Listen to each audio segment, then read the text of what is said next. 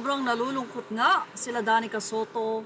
Siyempre ang buong pamilya, of course, si Miss Dina Bonnevie sa pagpanaw ng kanyang asawa na si Deogracias Victor Divi Sabellano.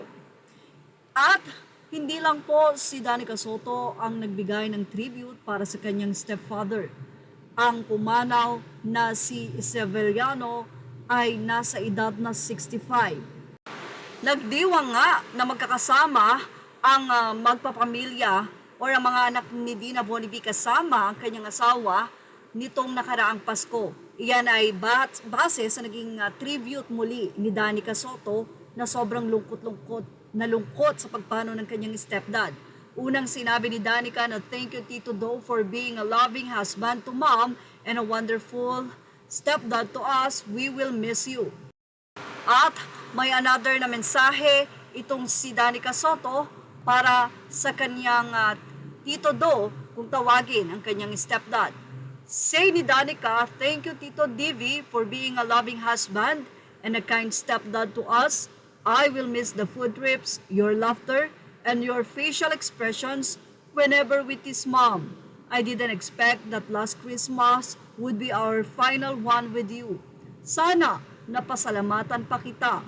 I will never forget your kindness. You were a man of few words, but you always made your love felt by taking care of those around you. We will miss you, Tito. Yan ang naging pahayag na napakasakit na mensahe ni Danica na ayon nga sa kanya ay tila kulang pa ang kanyang pagpapasalamat at hindi nga ito naging sapat. Nagpahayag din si Christine Hermosa ng kanyang mensahe para kay Tito Do kung tawagin nila. Say ni Christine, we will miss you Tito Divi. You have a good heart. The wife of Oyo Boy Soto, Morley. Sa mga ibinahagi nga na photo ni Danica Soto sa kanyang Instagram ay makikita kung gaano nila ka-close ang nasabing stepdad at kung paano din sila naging malapit, madalas na mga lumabas na magkakasama. Kaya naman ganun-ganun na lang ang sakit na nararamdaman ni Danica na itinuring na rin na totoong ama ang asawa ng kanyang ina na si Dina. Sa ngayon ay wala pang update o pahayag si Dina Bonnevie sa kanyang mga social media sa nararamdaman sa pagpanaw ng kanyang mahal na asawa.